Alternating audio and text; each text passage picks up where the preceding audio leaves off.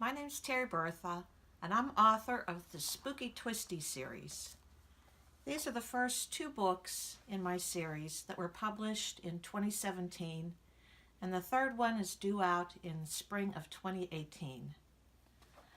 First of all, I'd like to say thank you to the Horror Writers Association for giving me this opportunity to help celebrate Women in Horror Month in February.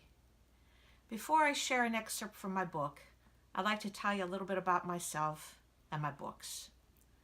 I'm a new writer and started seriously writing about 4 years ago after being in a completely different profession for most of my life. I wrote one story, killed off a character, but was told that the story was pretty good and should try to write more. I did so and came up with 39 unique original stories called Spooky Twisties.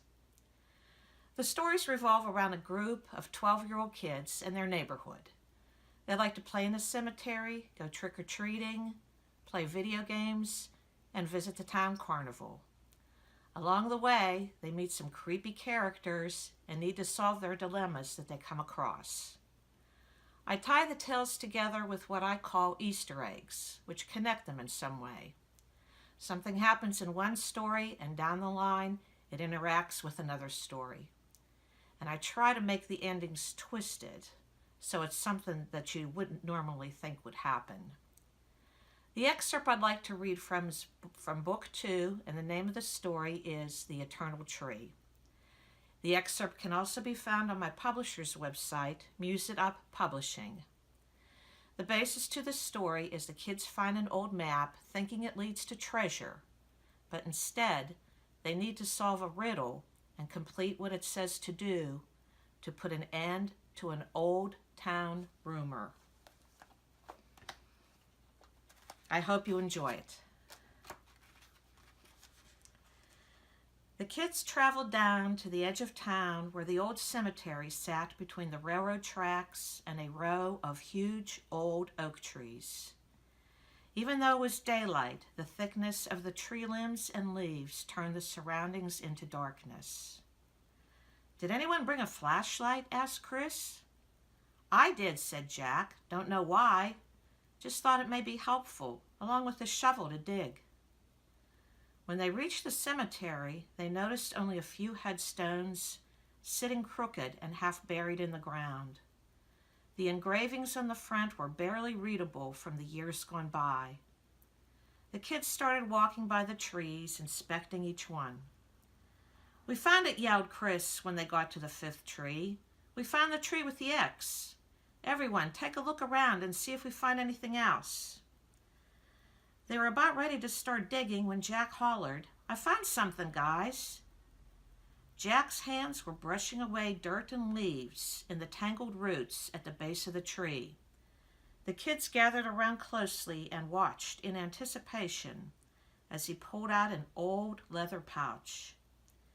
"Here," said Jack to Chris, handing him the pouch. "You open it." Chris carefully untied the rawhide strings. "Maybe it's a big diamond," said Lindsay, jumping up and down.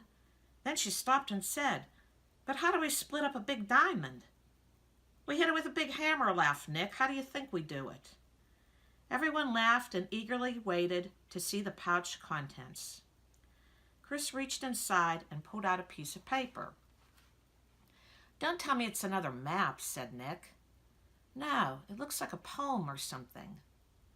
"What kind of stupid treasure's that?" said Paul. "A poem?" "Hurry up and read it," ordered Lindsay, who was the bossiest of them all. "Maybe it'll tell us where to find the treasure." "Okay, be quiet and listen up," said Chris. "My spirit holds here tied to a tree. Without a sacrifice, it's eternity.